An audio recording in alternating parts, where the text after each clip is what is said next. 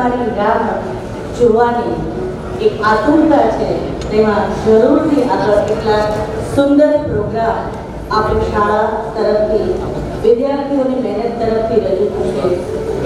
એક પ્રોગ્રામ આપણને ગુજરાતની ધરતી તરફ આગળ વધવાની ધગશ અને પ્રોત્સાહન અને સાથે સાથે ગુજરાતી હોવાનું ગૌરવ એ આગળ અપાવશે.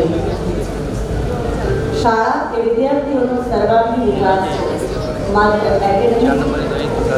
એકેડેમિક વિદ્યાર્થી આગળ વધે એ તો ખરું જ, પણ શાળા એ વિદ્યાર્થીને દરેક ક્ષેત્રમાં આગળ ધપાવે એટલા માટે જ કદાચ શાળાની વ્યવસ્થા ગોઠવવામાં આવી.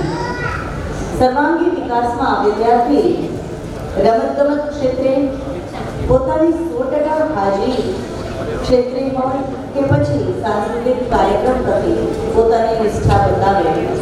એક શિક્ષક, એક આચાર્ય અગાધ પ્રયત્ન સતત તેની સાથે હોય અને વાલીઓ ગમે ત્યારે ગમે તે ક્ષણે દરેક કાર્યક્રમને સફળ બનાવવા માટે શાળા પરિવારને સતત સાથ અને સહકાર આપતા રહે, ત્યારે જ એક શાળા પરિવાર અને એક વિદ્યાર્થીનો સર્વાંગી વિકાસ થાય.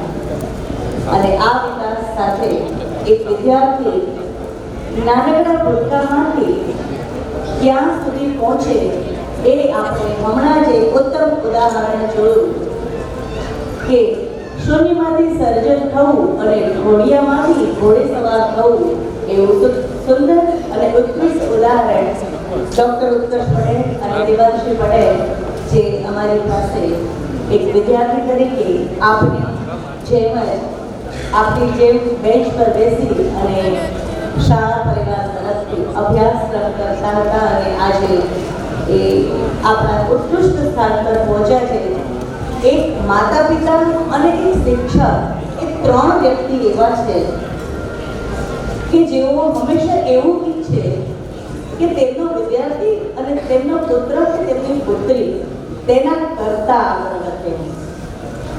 બાકી હરોળમાં રહેવા માટે તૈયાર બધા હોય, પણ હરોળથી કઈ કરશે આગળ જાય એવું માત્ર આ 3 વ્યક્તિ હંમેશા એવું ઈચ્છે કે તેઓ પોતાના સીટ પરથી પોતાના જગ્યા પરથી પણ આગળ અને ઉત્કૃષ્ટ સ્થાન પર પહોંચે. આ રીતે આજે અહીં પાર્ટિસિપેટ થયેલા દરેક અમારા ભૂલકાઓને પણ આપણા માનવતા મહેમાનો તરફથી અને શાળા પરિવાર તરફથી એવા આશીર્વાદ છે કે તમે પણ એક ઉત્કૃષ્ટ સ્થાન પર પહોંચો અને આપણા કડી કેમ્પસ પૂજ્ય છગનભાઈ સાહેબ, સ્વર્ગીય શ્રી માણિકલાલ સાહેબ અને અત્યારે આપણા વલ્લભભાઈ પટેલ સાહેબ ચેરમેનને અને પ્રિન્સિપલ મેડમનું સ્વપ્ન પૂર્ણ કરીએ અને ખૂબ આગળ વધીએ.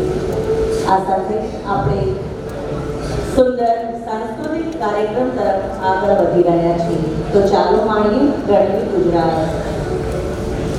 Ladies and gentlemen, kindly big round of applause. Dear audience, now brace yourself as we are about to સંસ્કૃતિથી છવાયેલો છે અને પવન આવેલથી ઉત્તરમાં મજબૂત હિમાલય ઉભો થયો, દક્ષિણમાં મહાસાગર, પણ પશ્ચિમમાં ક્યાં ત્યાં એક એવી ભૂમિનો જન્મ થઈ ગયો હતો પાછળથી બહાદુરી અને શાંતિ.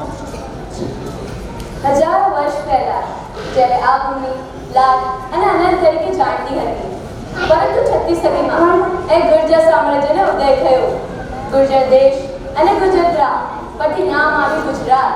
આ તે ભૂમિ હતી જ્યાં વિશ્વભરના જહાજો લોથલ બંદર દ્વારા વેપાર કરવા આવતા હતા. ગુજરાતમાં સુવર્ણ યુગ દરમિયાન સોલંકી રાજાઓ અહીં શાસન કરતા હતા. સિદ્ધરાજ જયસિંહની રાજ્યદ્વારી અને કુમાર પાલવના આ જ ભૂમિની વાર્તાઓ છે. દુશ્મનો આવ્યા, સોમનાથ પર હુમલો થયો, પરંતુ ગુજરાતની ભાવના ક્યારેય ઝૂકી નહીં. અહીંના પથ્થરો વારંવાર બૂમ પાડતા હતા, આપણે પડીશું પણ આપણે ફરી ઊભા થઈશું, ફરી ઊભા થઈશું. જ્યારે ભારત ગુલામીમાં જકડાયેલું હતું ત્યારે આ જ ગુજરાતના ગઢમાંથી 2 મહાન પુરુષો ઉભી આવ્યા. એક સત્ય અને અહિંસાનો શસ્ત્ર તરીકે ઉપયોગ કર્યો. મોહનદાસ કરમચંદ પોતાની ઈચ્છા શક્તિથી 562 રજવાડીઓને એક રાષ્ટ્રમાં એક કર્યો. લોખંડી પુરુષ સરદાર વલ્લભભાઈ પટેલ સ્વતંત્રતા સંગ્રામમાં 12 વર્ષ સત્યાગ્રહ હોય કે દાંડી મીઠા પુરુષ. ગુજરાતે આપણે શીખ્યું કે શાંતિ કેટલી શક્તિશાળી હોઈ શકે છે. આ એવો સમય હતો જ્યારે સમય રાષ્ટ્ર ગુજરાત તરફ જોતું હતું. સ્વતંત્રતા પ્રાપ્ત થઈ પરંતુ ગુજરાત હજુ પણ બોમ્બે રાજ્યનો ભાગ હતું. તેની પાસે ગુજરાતી અને તેની સંસ્કૃતિ માટે ખેડાઈ મહાગુજરાત ચળવળ.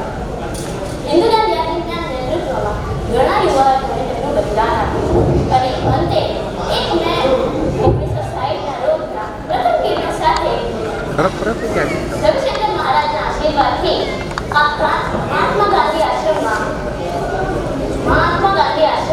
એક નવા રાજ્યનો જન્મ થયો. એક એવું રાજ્ય જે શૂન્યથી શિખર સુધી પહોંચ્યું.